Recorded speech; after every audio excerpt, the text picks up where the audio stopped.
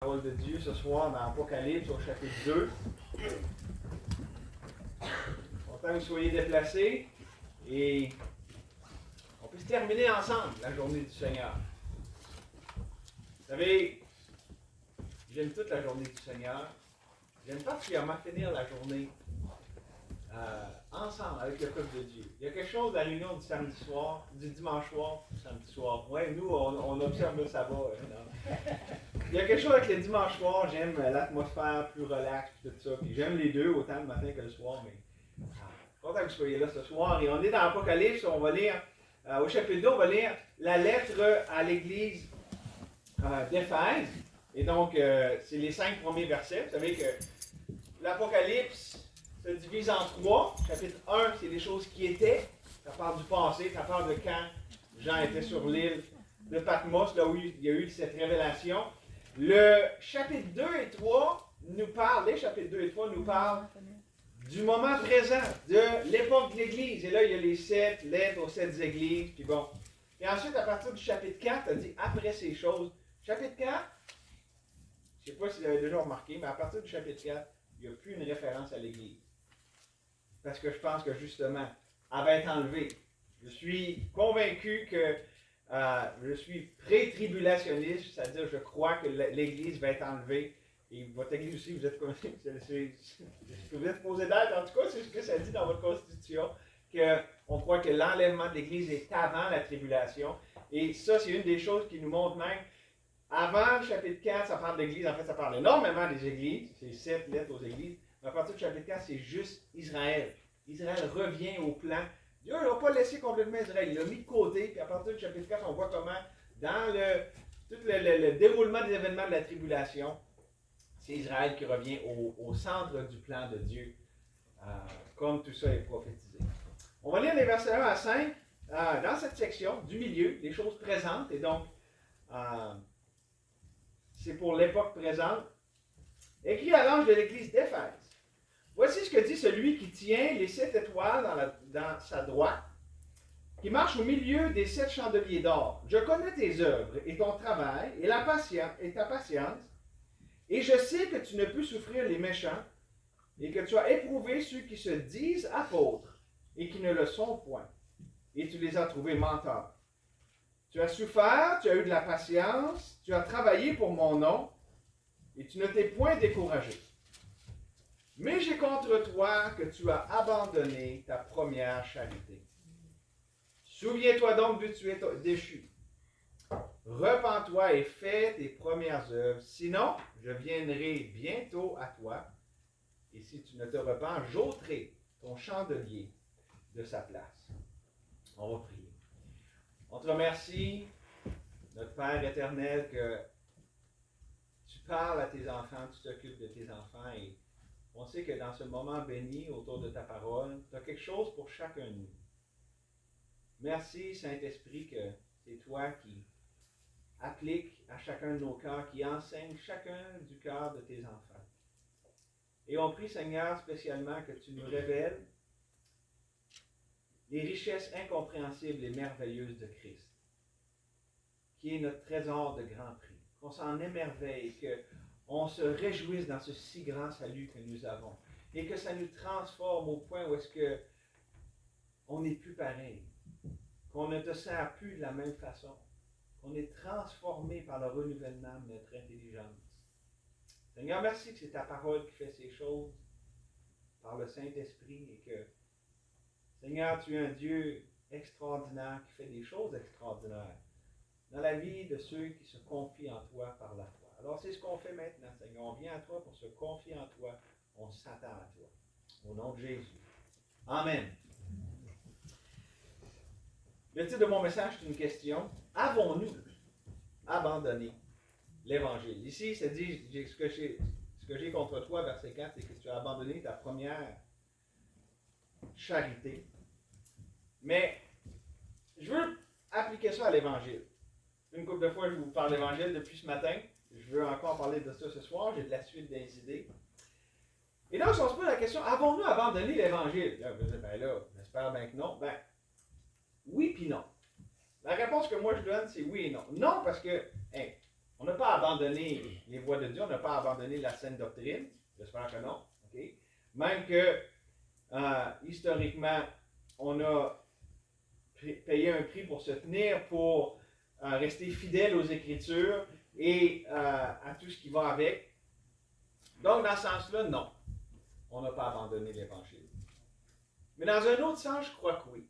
Et dans le sens qui est ici dans notre texte, c'est-à-dire qu'on a abandonné celui qui nous a donné l'Évangile, celui qui est la vie même de l'Évangile, celui dont l'amour est la puissance qui donne à la vérité toute sa force. Professant la vérité dans l'amour, vous croîtrez à tous égards en celui qui est le chef, Christ. Et là, juste pour être clair, je ne pense pas qu'on a abandonné avec des mauvaises intentions. Abandonné comme quelqu'un qui s'apostasie et qui dit « je ne veux rien savoir de la vérité, je ne veux rien savoir de l'Évangile ». Je pense que ce n'est pas ça qui s'est passé. Je pense que, au contraire, c'est pas parce qu'il y avait un manque de zèle pour Dieu, mais plutôt qu'on a été trompé. C'est de ça que je veux parler ce soir. La tromperie qui nous a fait passer à côté de l'essentiel. En renversant l'ordre des choses. Vous savez, Dieu est un Dieu d'ordre, n'est-ce pas? Et il a tout fait avec un but et selon un ordre que lui a établi. Et quand on inverse cet ordre-là, on passe à côté du but de Dieu. C'est ça que je veux qu'on parle ce soir. L'ordre de Dieu, c'est que,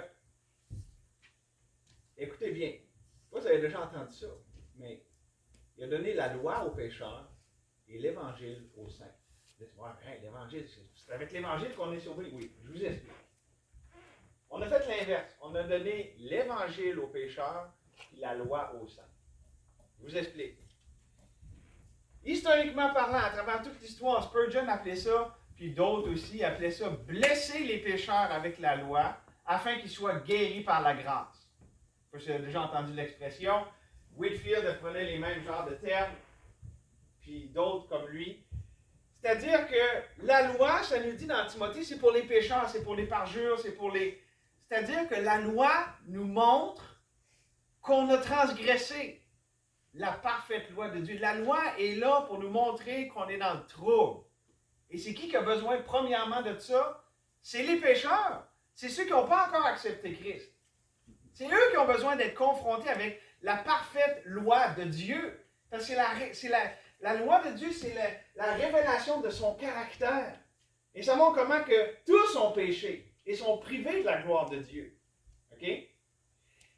Et pour les saints, pour nous qui avons accepté Jésus comme sauveur, l'Évangile, c'est la croix, c'est la puissance de la résurrection, c'est ce de quoi nous devons nourrir nos cœurs, garder nos yeux à chaque jour.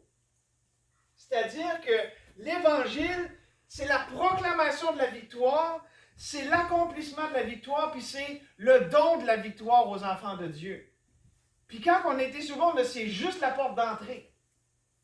Parce que l'Évangile, c'est tout le reste de la vie chrétienne. Ça, c'est l'ordre divin. Maintenant, qu'est-ce qu'on a fait? On a présenté l'Évangile aux pécheurs en disant, Dieu a un plan merveilleux pour ta vie, Dieu t'aime, il veut te sauver. Tout ça, c'est vrai. Mais malheureusement, des fois, on a passé à côté de la loi. Ou est-ce qu'on n'a pas amené les gens à avoir la conviction du péché? Le Saint-Esprit va utiliser la loi de Dieu, la sainte loi de Dieu, pour amener la conviction du péché. Parce que qu'est-ce que la loi me dit? Tu es idolâtre.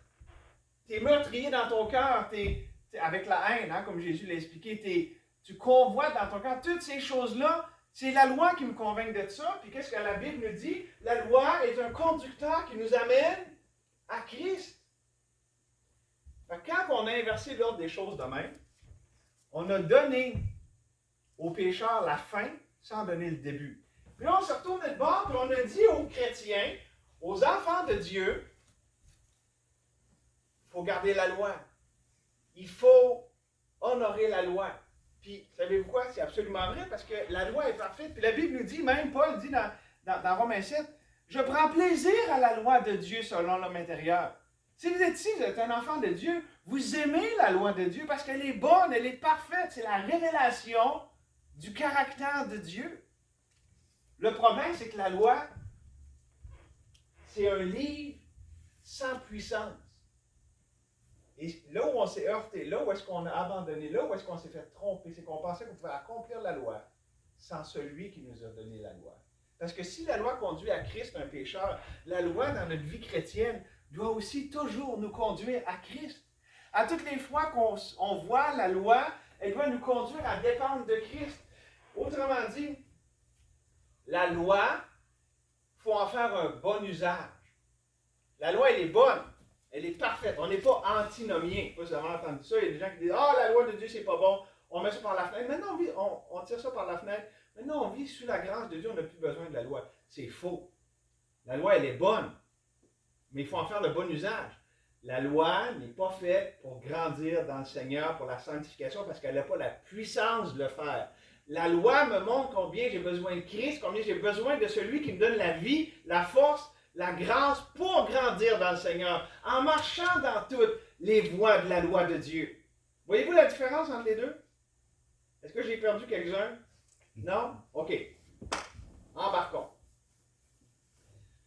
Je vais donner deux exemples.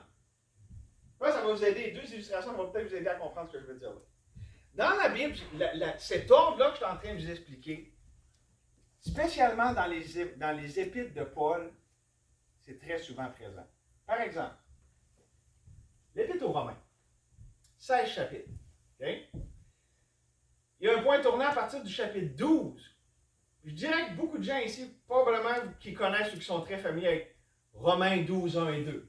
Je vous exhorte, frères, par les compassions de Dieu, à offrir vos corps en sacrifice vivant à Dieu, ce qui sera, vivant, sacrifice vivant, agréable, il me manque un mot, saint, vivant, en tout cas, agréable, ce qui sera de votre part un culte raisonnable. Puis verset 2, il dit, ne vous conformez pas à ce présent, mais soyez transformés par le renouvellement de votre esprit, afin que vous discerniez que la volonté de Dieu est bonne, agréable et parfaite. Et on connaît bien ce passage-là, puis tout ça, mais il faut comprendre.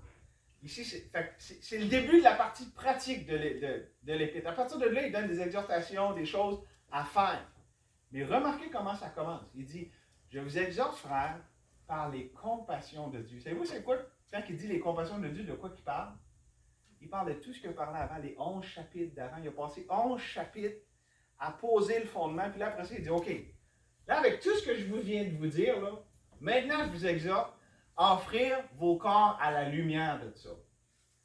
En tant que chrétien, le service qu'on donne à Dieu, l'offrande de notre corps qu'on donne à Dieu, c'est une offrande intelligente, c'est une offrande éclairée, c'est une offrande qui repose sur ce que Christ a fait, sur les compassions de Dieu. Pendant 11 chapitres, il nous montre comment, au début, la condamnation universelle, personne ne peut se sauver nous-mêmes. Après ça, comment le salut est en Christ et en lui seul, par la foi seule. Puis toutes les implications de ça, c'est un épître majestueux, c'est glorieux.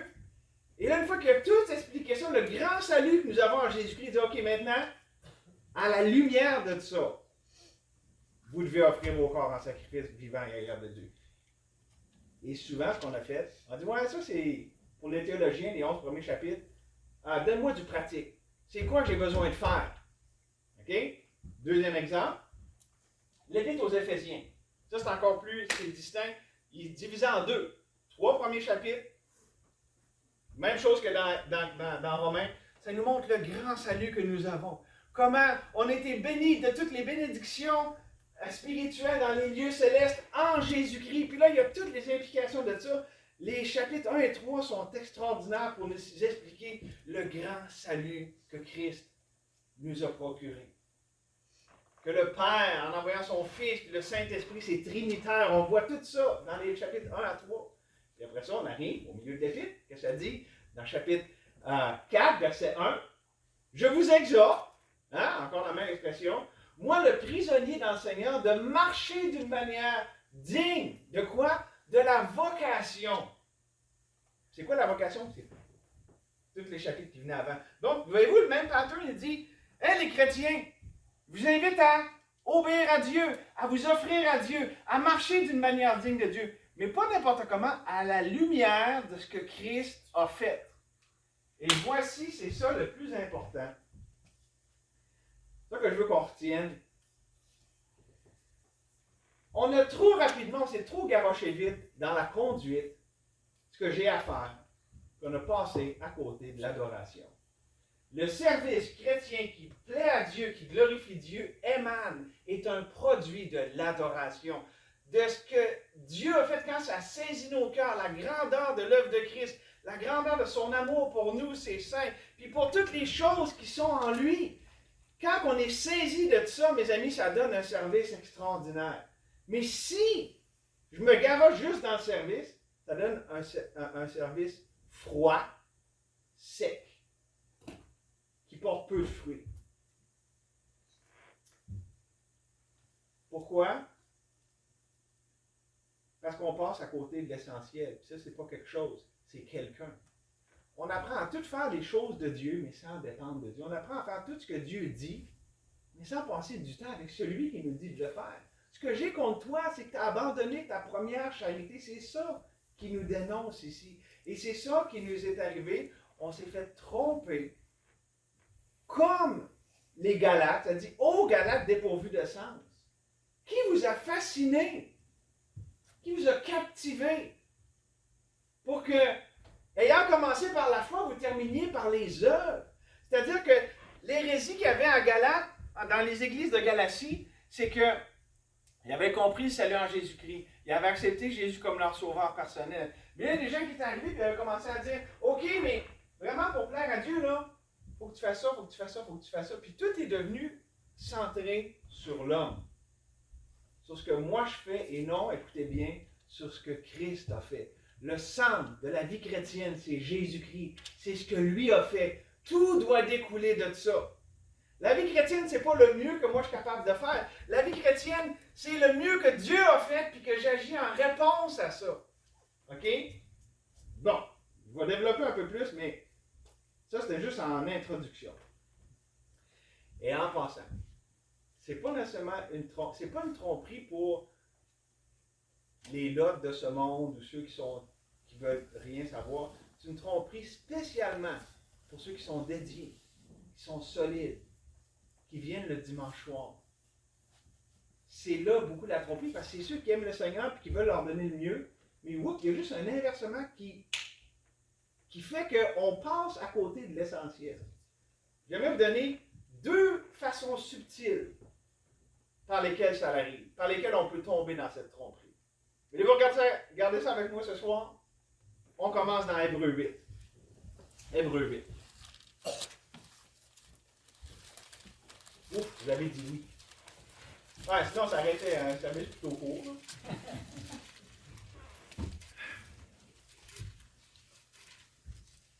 Comme ma femme quand j'ai demandé de me marier. Ah, es-tu content? Elle a dit oui. La première fois. Vous voulez savoir comment, c'est un peu rigolo.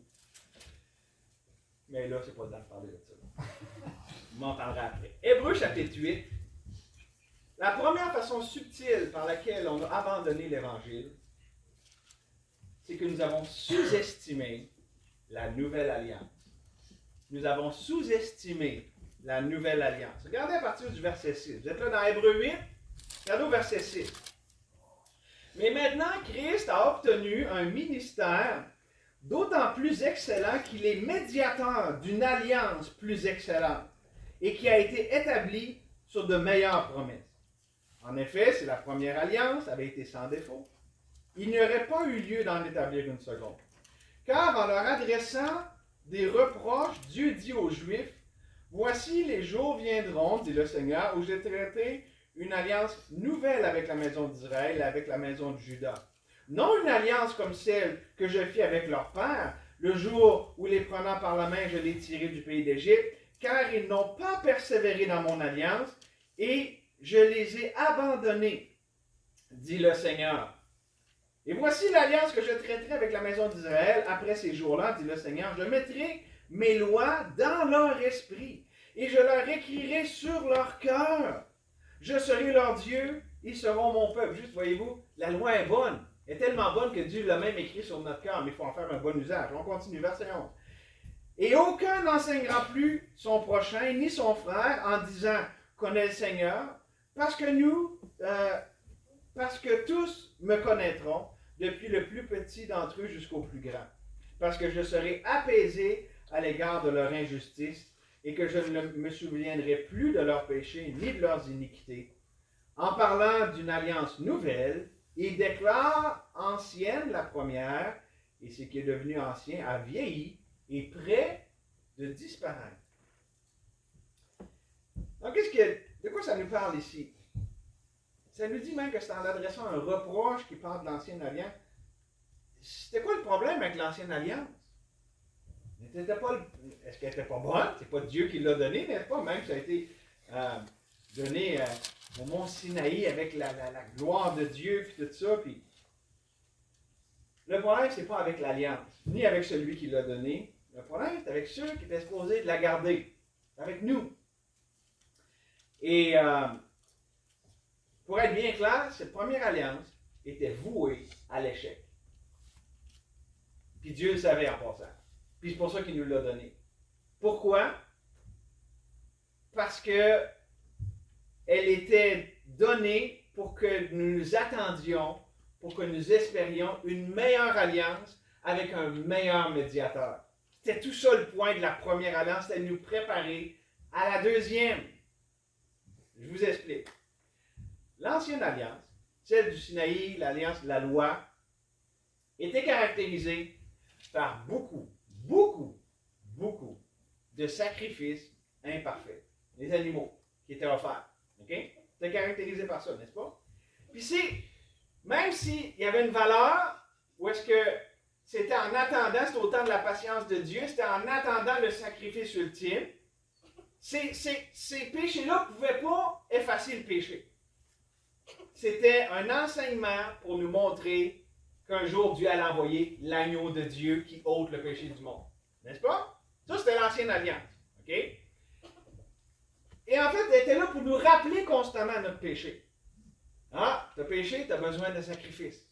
Un jour, il va y avoir le sacrifice ultime, mais en attendant, va offrir l'agneau, va offrir, c'était pas les moyens, un pigeon. OK?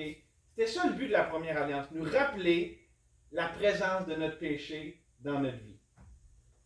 Ah, mais gloire à Dieu! Parce qu'est venue la nouvelle alliance, qui est caractérisée par un sacrifice. Parfait. Il y en avait plusieurs imparfaits sous l'ancienne. Sous la nouvelle, il y en a un seul qui est parfait. Une fois pour toutes. Le sacrifice du Fils unique de Dieu. Et qui rend parfait ceux qui se confient dans ce sacrifice. Ça, c'est pas moi qui l'invente. Regardez, toujours dans Hébreux 10, 14, ça nous dit, quand par une seule oblation, ou une seule offrande, si vous voulez, il a rendu parfait pour toujours ceux qui sont sanctifiés. Une seule offrande, parfait pour toujours ceux qui sont sanctifiés. Ça, c'est la nouvelle alliance. Méchant contraste, n'est-ce pas? OK. Maintenant, ça, on peut dire, la nouvelle alliance, c'est ça, toute la gloire de la croix. C'est-à-dire, ça a été accompli, puis Dieu a réconcilié sa justice et son amour dans cette offrande ultime. Et il a triomphé de la mort, de ses ennemis, du péché, du monde et toutes ces choses. Et il n'est pas resté dans le tombeau, il a vaincu la mort en ressuscitant des morts. Maintenant, à cause que dans notre nature pécheresse, on retombe toujours, ceux qui connaissent les ordinateurs, vous savez c'est quoi le default setting? Pourquoi ça me vient en anglais? La configuration par défaut. Tu sais, quand tu cliques là-dessus, là, tout revient comme avant. Là, si tu avais mis ton arrière-plan d'une façon, pouf, ça retourne tout comme avant. La configuration par défaut. Savez-vous, c'est quoi notre configuration par défaut en tant qu'être humain? C'est de retourner à la loi. C'est pour ça que toutes les religions dans le monde, c'est toute la loi. Hein, je vais faire ça, je vais faire ça, je vais faire ça pour plaire à Dieu. Ça, c'est la tendance humaine par défaut. La loi. Il faut faire ça, il faut faire ça. Remarquez comment toutes les religions ont ça en commun. Puis même les philosophies de ce monde. Hein? Oh, je vais être une bonne personne. Puis ça, c'est toutes les œuvres, c'est tout centré sur l'homme. Alors que Dieu, il dit, non, c'est pas ce que tu fais, c'est ce que moi j'ai fait. C'est ça la nouvelle alliance. C'est pas les œuvres, c'est l'œuvre. Avec un grand O, l'œuvre de Christ. C'est pour ça que quand on demandait à Jésus, quelle œuvre devons-nous faire pour avoir la vie éternelle? L'œuvre singulier, c'est que vous croyez à celui que Dieu a envoyé. Maintenant, notre tendance par défaut, c'est de revenir à la loi. Et j'ai une petite nouvelle pour vous, c'est malheureux là, mais c'est pas juste pour les non-sauvés.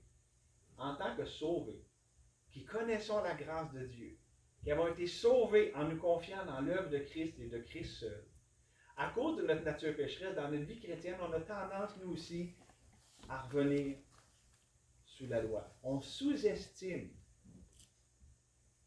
la nouvelle alliance. Pourquoi? On ne l'apprécie pas. On n'en est pas émerveillé au point que, wow, on est saturé dans notre cœur, dans nos pensées, de l'œuvre de Christ, de la croix, puis de dire comme Paul, je suis allé chez vous avec juste une pensée, c'est de prêcher Christ et lui crucifié. Paul, c'est ce qui complètement prenait toute sa vision spirituelle. La croix, il était complètement saisi par ce sacrifice unique de la nouvelle alliance. Et si ce n'est pas le cas, on retombe sur nos œuvres. Et là, voici ce qui arrive. On va essayer, avec plein de bonnes intentions, de plaire à Dieu. En faisant ci, en faisant ça, en faisant pas ci, en faisant pas ça. Toutes des bonnes choses. On va en parler un peu plus dans un instant. Mais on passe à côté de celui qui nous demande de le faire. Puis autrement dit, on fait toutes les choses parce qu'on est supposé de le faire, mais on n'a pas la relation pourquoi qu'on le fait.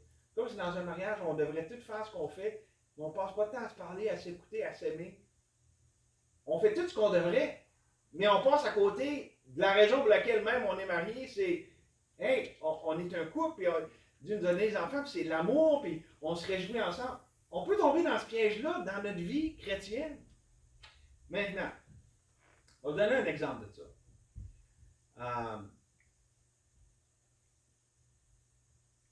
Combien de fois, je ne sais pas combien de fois, mais plusieurs reprises, j'ai entendu, vous connaissez quand ça parle dans Romains 6,13, ça dit d'offrir nos membres comme des instruments de justice à Dieu.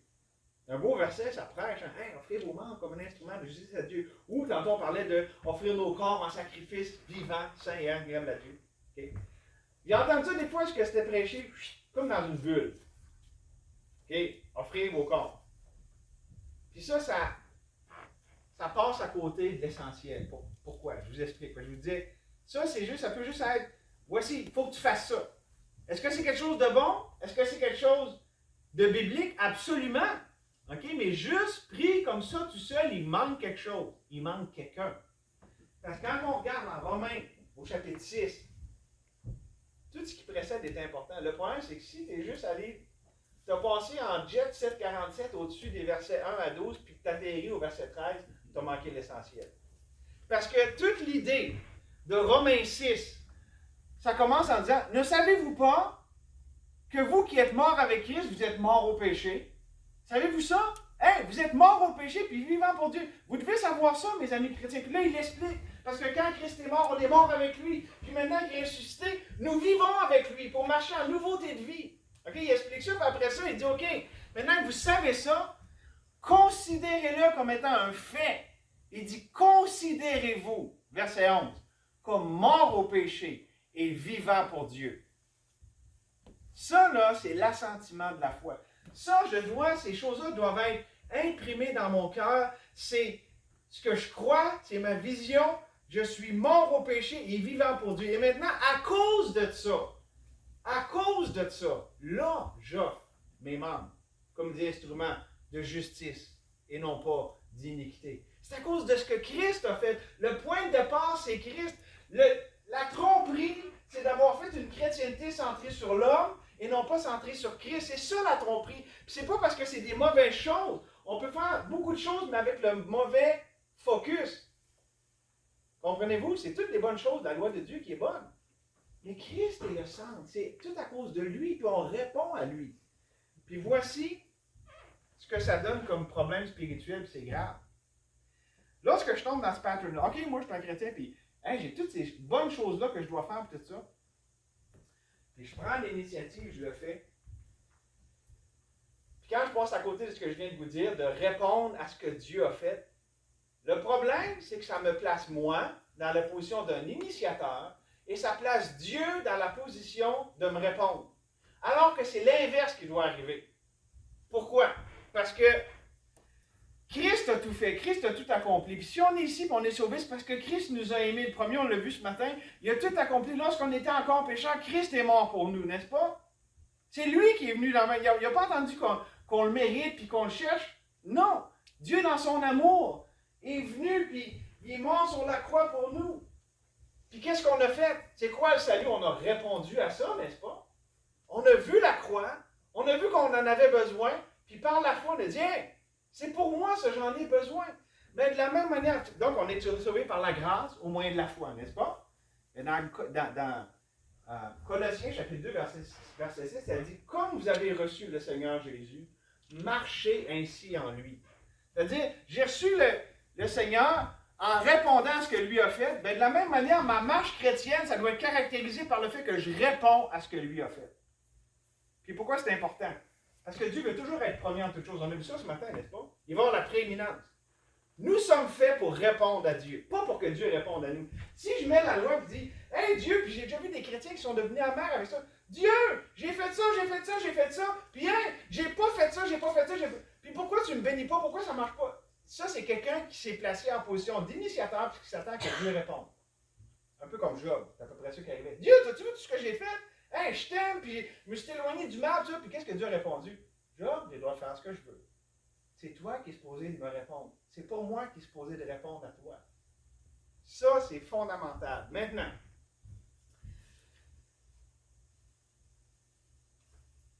je vais nous amener à la deuxième façon subtile. Donc, voyez-vous la question de l'ordre, on est fait pour répondre à Dieu. Et tout ça, c'est parce qu'on a sous-estimé la nouvelle alliance.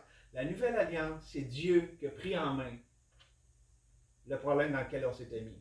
La première alliance, c'était pour nous dire, mais vous êtes dans le trouble. C'est ça le but de la première alliance. Je vous donne une loi qui est tellement parfaite, il n'y a pas personne qui est capable de la garder. Puis vous attendez une meilleure alliance, avec des meilleures promesses, avec un meilleur médiateur, n'est-ce pas? Elle est venue. C'est ça qui doit occuper nos pensées. Merci Seigneur. Tu nous as sortis du trouble. Comme on a vu dans ta miséricorde, tu nous as délivrés. On a vu ça ce matin.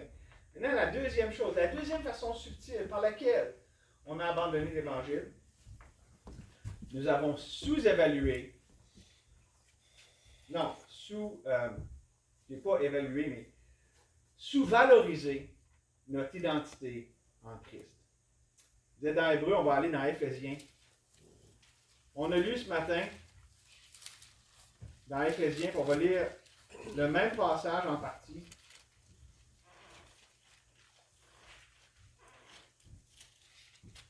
Nous avons sous-valorisé notre identité en Jésus-Christ. Regardez bien à partir du verset 15. C'est pourquoi, ayant aussi entendu parler de votre foi au Seigneur Jésus et de votre charité envers tous les saints, pas entendu des nouvelles des chrétiens d'Éphèse. Hey, j'ai entendu parler de votre foi, j'ai entendu parler de votre amour. Wow! Savez-vous qu'est-ce qu'on ferait nous autres d'habitude? On entend ça, non, mais je vais prier pour un autre, les autres ils vont bien. Non, Paul a continué à prier. Vous allez bien? J'ai continué à prier pour que Dieu vous amène encore plus loin. Parce qu'avec Dieu, c'est une pente constamment ascendante. On peut toujours grandir dans le Seigneur. Donc, il a appris ça. Et là, il dit, je ne cesse de rendre grâce pour vous en faisant mention de vous dans mes prières, afin que le Dieu de notre Seigneur Jésus-Christ, le Père de gloire, vous donne un esprit de sagesse et de révélation dans sa connaissance. Regardez bien verset 18. Qu'il éclaire les yeux de votre entendement, afin que vous connaissiez quelle est l'espérance à laquelle vous êtes appelés, et quelles sont les richesses de la gloire de son héritage dans les saints, et quelle est envers nous qui croyons l'infinie grandeur de sa puissance conformément à l'efficacité du pouvoir de sa force qu'il a déployé en Christ quand il a ressuscité des morts et qu'il a fait asseoir à sa droite dans les lieux célestes. Et vous ce qu'on vient de lire là? Paul qui attend, wow, ils vont bien les Éphésiens. Puis là, il dit, maintenant, là, je me suis mis à prier pour vous, là, que vous vous rendiez compte quel grand salut merveilleux vous avez. Ça, c'est dans la section, je parlais tantôt d'Éphésiens divisé en deux, c'est dans la première section. Puis il priait pour ça que Dieu illumine les yeux de votre entendement, qui jette la lumière sur les vérités que déjà vous connaissez peut-être intellectuellement, mais que vous en soyez saisis, puis vous dites, wow, quel salut, Quel Dieu merveilleux! Quelle miséricorde! Quelle grâce infinie! Puis de ça, mes amis, ça donne des chrétiens en feu. Ça donne des chrétiens qui ne sont pas comme juste quelqu'un qui fait ce qu'il est supposé de faire. C'est un chrétien qui est en amour avec celui qui l'a aimé le premier. C'est ça que ça donne. C'est la prière de Paul, ça doit être notre prière aussi. Dieu, illumine les yeux de mon cœur pour que je me rende compte combien merveilleux et grand est ton salut.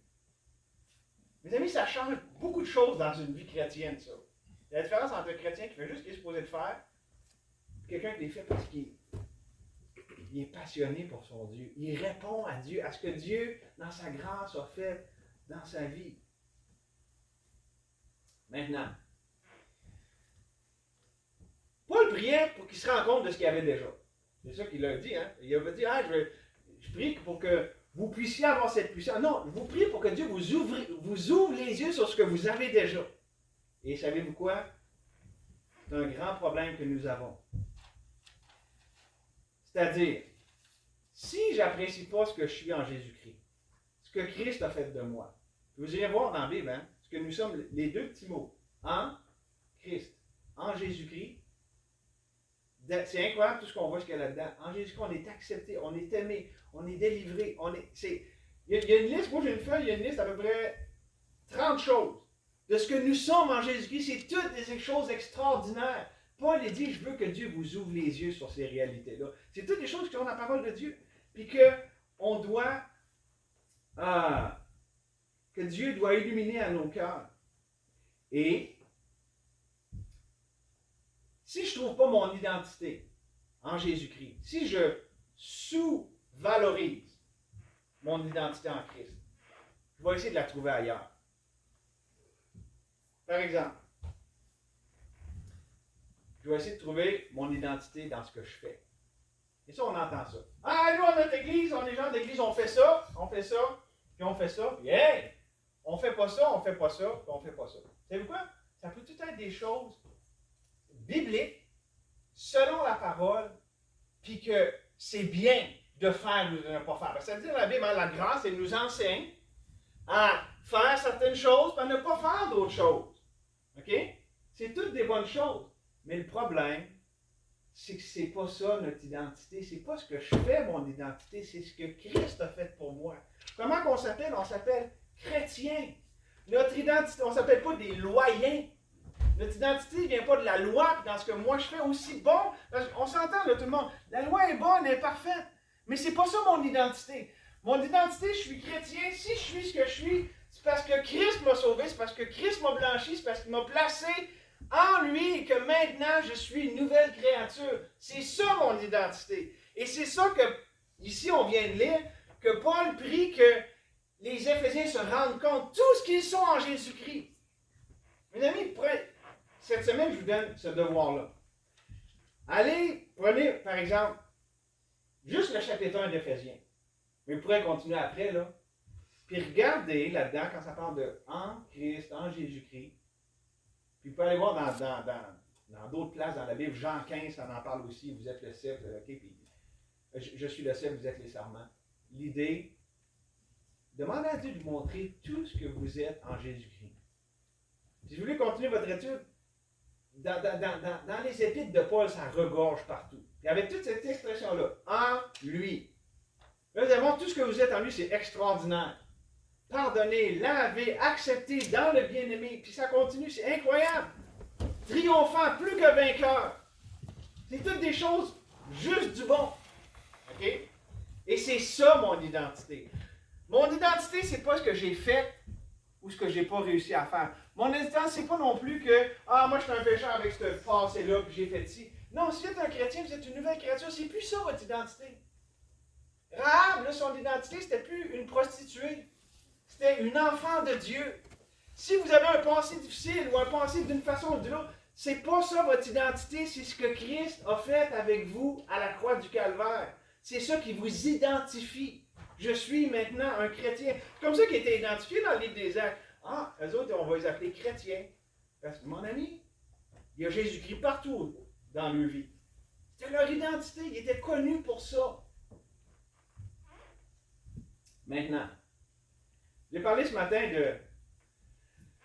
un de mes héros de la foi, Yosef Tson, qui, j'ai été bref ce matin, mais je vous en parle par rapport à ce que je vous dis ici. Lui il est né en Roumanie, était communiste dans le temps, puis il a réussi à aller en Angleterre faire ses études bibliques. Puis là, en Angleterre, il a été exposé à l'enseignement d'un homme de Dieu qui enseignait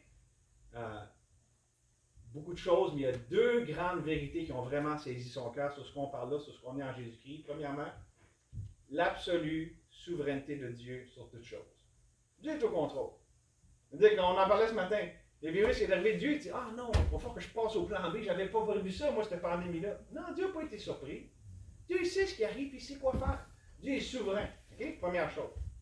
Deuxième, ce que je vous parle là, ce que nous sommes en Jésus-Christ. Si vous avez entendu l'expression, c'est notre union avec Jésus-Christ. Dans le Nouveau Testament, la grande doctrine du Nouveau Testament, Jésus en parle dans Jean 15 avec vous êtes, je suis le cep, vous êtes les sarments. Il nous parle de ça déjà, qu'on est, il est la vigne, nous sommes les branches. Ça nous parle de notre union avec lui. Comme je disais tantôt, on est mort au péché avec Jésus-Christ et maintenant on est vivant avec lui. Ça, c'est ce qu'on appelle la doctrine de notre union avec Jésus-Christ. Comme il est mort au péché. C'est plus notre maître. Maintenant, on a un nouveau maître, on est vivant pour Dieu. OK? Bon. Ça l'a saisi le cœur de M. Tson. Cette grande vérité. Puis en passant, vous voulez une solution pour la victoire sur le péché dans votre vie? Elle est là. Votre union avec Jésus-Christ, votre identité, c'est ça votre identité. Maintenant, votre identité, c'est que vous êtes mort au péché et vivant pour Dieu. C'est ça que vous êtes. C'est pas vous qui l'avez fait, c'est Christ qui l'a fait pour vous. Vivez à la lumière de ça maintenant. Et M. Tson, étant saisi de ça dans son cœur, Dieu a illuminé les yeux de son cœur là-dessus. Il est en Angleterre, dans la paix, la prospérité et tout ce qui vient avec. Puis Dieu met un fardeau sur son cœur, retourne vers ton peuple en Roumanie pour prêcher l'Évangile. Puis les chrétiens lui disent, on fait pas ça. Tu ne vas pas te faire 1 mois, 2 mois. La police va t'arrêter, tu vas aller en prison, puis ça ne va rien donner, tu vas mourir, puis ça va être fini là. Puis écoutez bien comment il est, j'aime bien comment il est authentique. Il dit à ses amis, Dieu m'a dit d'y aller, puis j'ai pas le choix, puis il a dit, je vous envoie comme des brebis parmi les loups. Ben, j'imagine que la seule façon pour une brebis de survivre, c'est de prêcher l'Évangile, puis espérer que les loups vont se convertir. Fait qu'il dit, il faut que j'y aille. Là, il dit, après, je suis allé dans ma chambre. Là, j'ai parlé à mon père. Il dit, t'es sûr, là? Parce que là, je suis prêt à y aller, mais il faut vraiment que ça soit toi qui m'envoie. Parce que j'ai juste une petite brebis qui s'en va parmi les loups. Puis Dieu lui a donné la paix, il est allé, vous savez pourquoi? Il est encore vivant de nos jours. Il devrait être 10 fois mort, ce monsieur-là. Mais ce qui l'a soutenu dans les combats, ça a été dur. Il y avait beaucoup de persécutions. Il a été plusieurs fois en prison, plusieurs fois persécuté, battu, toutes sortes de choses. Mais ce qui le soutenait, c'était cette première vérité, la souveraineté de Dieu. Je vous parlais ce matin, il était interrogé. Il dit à un moment donné, je voyais, c'était les gros, les chefs de la sécurité. Tu sais, c'est comme on dirait, nous ici on connaît le FBI, là. Mettons, c'est comme le directeur de la FBI puis ses acolytes qui sont là puis ils posent des questions puis essaient de le briser puis de dire on va te donner de la misère puis OK. Là, c'est impressionnant, là. Lui, il est juste là puis OK, il se fait arrêter par ces gens-là puis là, à un moment donné, c'est comme Dieu m'a ouvert les yeux. C'est juste des marionnettes. Il s'est rendu compte, Dieu m'a amené ici, puis là, il y a eu une paix qui a inondé son cœur en se rendant compte, je suis dans la volonté de Dieu, c'est Dieu qui m'a amené ici. C'est Dieu qui m'a amené devant eux. C'est Dieu qui a placé ceux-là devant moi. Puis là, il ne ressentait plus aucune peur. Il dit, je les voyais comme des marionnettes. Dieu m'a ouvert les yeux. Puis, je vais raconter ce matin, il menaçait avec la mort. Je me rendais compte, tu ne peux pas me menacer avec la mort. Je suis mort déjà. Qu'est-ce que tu peux faire avec quelqu'un qui est déjà mort?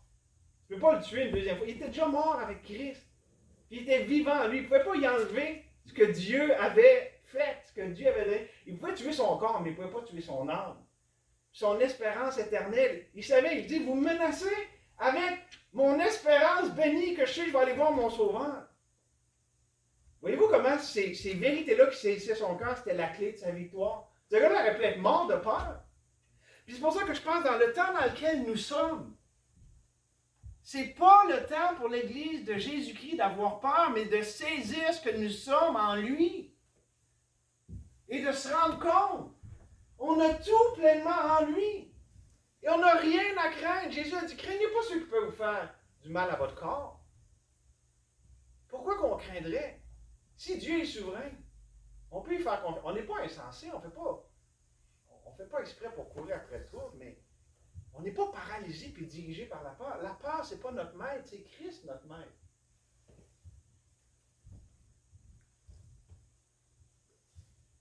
Maintenant, je vais vous amener une illustration un peu plus personnelle de ce que je peux vous parler sur l'idée de sous-valoriser notre identité en Christ. Puis, je vais terminer avec ces pensées-là. J'espère bien vous communiquer ce que j'essaie de vous communiquer ce soir, mais comprenez qu'en tant qu'Église, on veut faire ce qui est bien.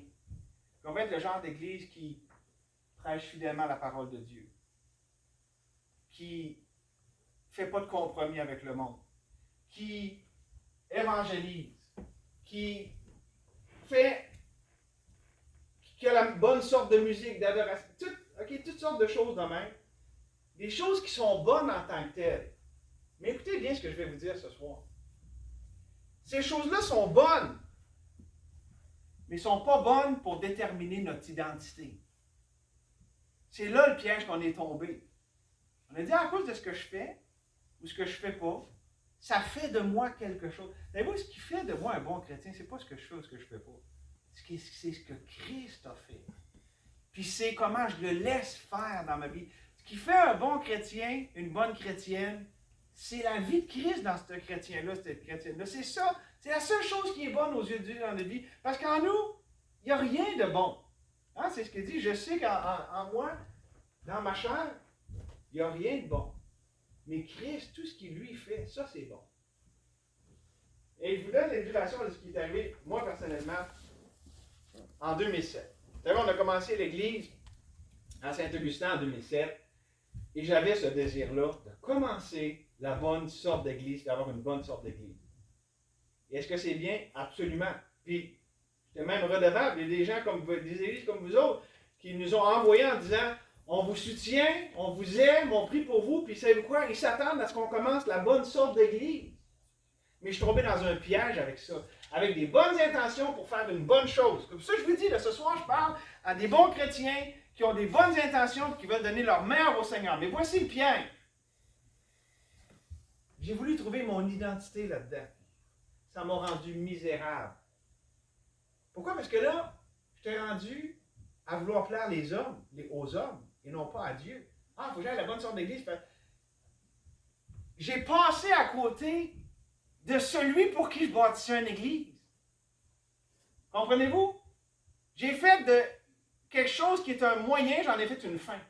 Dieu voulait servir d'une église pour faire des choses glorieuses pour lui et tout ça. Puis moi, j'en ai fait une fin.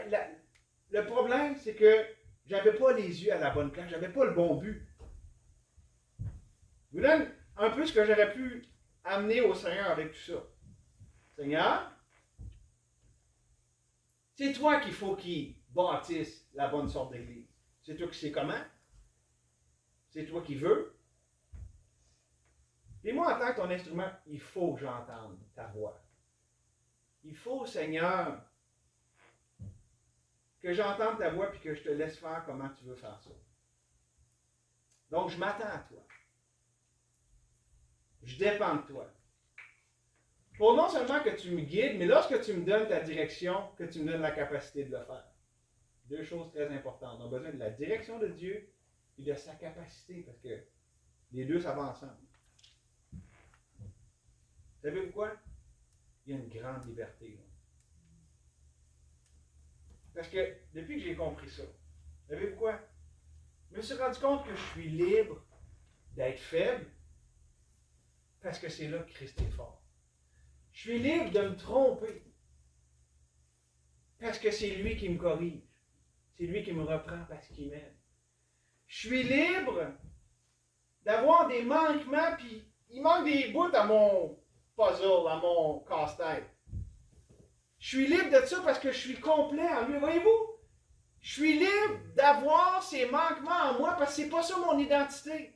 J'ai pas à être détruit à cause de parce que je suis pas à la hauteur. Je serai jamais à la hauteur.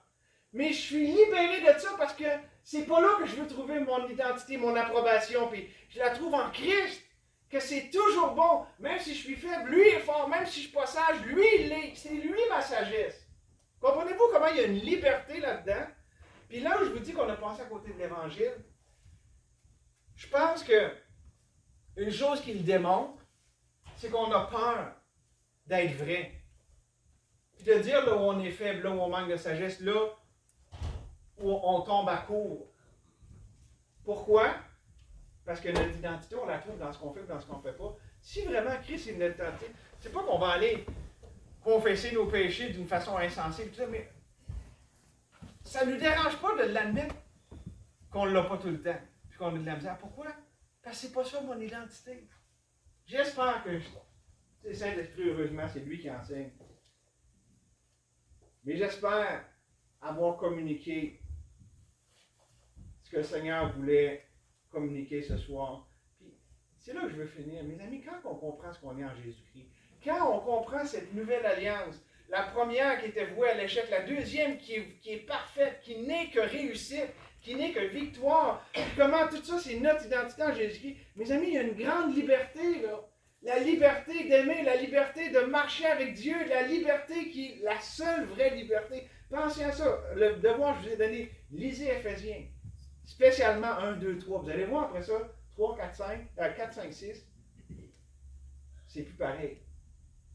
Oh, mes amis, que Dieu ouvre nos yeux sur le grand salut merveilleux et extraordinaire que nous avons en Jésus-Christ. On te remercie, Seigneur, que tu es celui qui nous enseigne, qui illumine les yeux de notre cœur. Et Seigneur, c'est notre prière ce soir. Je crois que je parle à une grande majorité de gens qui sont des enfants de Dieu ce soir, qui t'aiment, qui sont voués à toi, qui veulent donner leur meilleur. J'ai pas de doute là-dessus. Ah, mais une bonne tromperie est subtile. Une bonne tromperie, on ne la voit pas venir. Puis on ne s'en rend pas compte. Seigneur, on prie que tu ouvres nos yeux sur le grand salut que nous avons, qu'on en soit émerveillés, saturés, qu'on se nourrisse du pain de vie, qu'on aille à la source des eaux vives qui ne tarit jamais. Que ça soit ça la source de notre vie, de notre émerveillement, et que ça donne un service en feu pour toi, courageux comme des gens qu'on a vus à travers l'histoire, qui ont affronté vents et marées et toutes les difficultés de façon victorieuse à cause qu'ils comprenaient ce qu'ils étaient en toi. Ils le croyaient, c'était leur vie, c'était leur identité. Comme Paul, il disait, pour moi, Christ est ma vie. Et mourir m'est un gain. Seigneur, merci pour chacun ici ce soir. Bénis cette Église. Bénis chacun dans cette semaine qui commence. La famille pastorale aussi qui vont venir demain. On peut les protéger. Nous protéger chacun pour notre retour à la maison. Merci pour ta bonté, ta grâce envers nous, Seigneur. On prie ces choses. Au nom de Jésus. Amen. Nouvelle.